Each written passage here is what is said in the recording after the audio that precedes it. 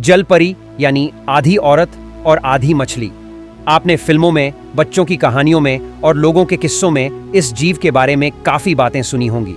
बच्चे तो पूरी तरह जल परी पर यकीन करते हैं। जिस तरह कार्टून और फिल्मों ने हमें इनके बारे में बताया है, कई बड़ों को भी इनके बारे में यकीन हो चुका है। लेकिन दोस्तों, आखिर सच क्या है, ये तो विज्ञान ही बताएगा। चलिए आपको हम बताते जलपरियों से जुड़े कुछ रहस्यमयी बातें और इन सबको लेकर विज्ञान क्या कहता है। क्या सच में जलपरियां होती हैं? दोस्तों, भारतीय दंत कथाओं में भगवान विष्णु के मत्स्य अवतार का उल्लेख है, जिसके शरीर का ऊपरी भाग मानव का व निचला भाग मछली का है।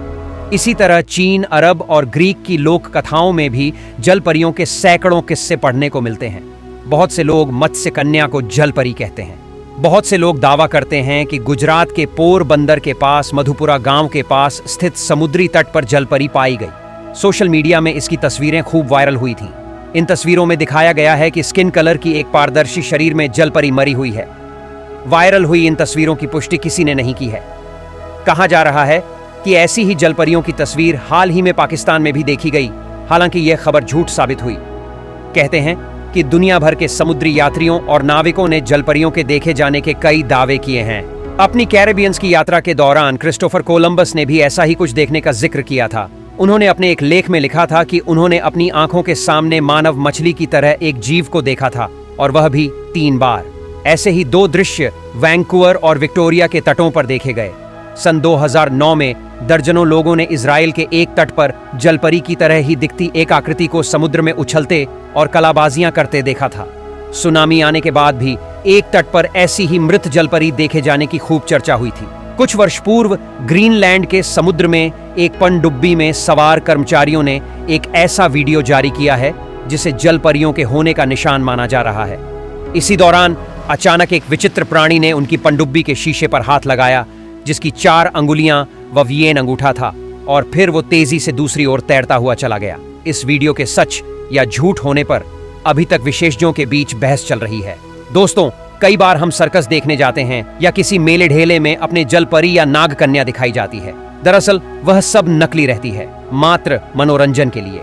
लेकिन दोस्तों, किस्से, कहानियों और कॉमिक्स या कार्टून में हमें जलपरियों की कहानियां खूब पढ़ने या देखने को मिलती है।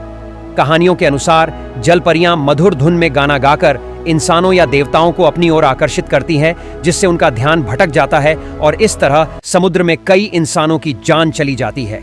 कहते हैं कि जलपरियों की सबसे प्राचीन दंतकथा असायरिया में लगभग 1000 ईसा पूर्व पाई गई थी। असायरियन और रानी सेमिरमिस की मां जो एक गडरिये से प्रेम कर बैठी थी, पर न चाहते हुए भी उसे उसको मारना पड़ा। इस बात से दुखी होकर उसने एक तालाब में छलांग लगा दी और एक मछली का रूप ले लिया, परंतु कहते हैं कि पानी भी उसकी सुंदरता को छिपा न सका। इस कारण उसने एक जलपरी का रूप धारण कर लिया था।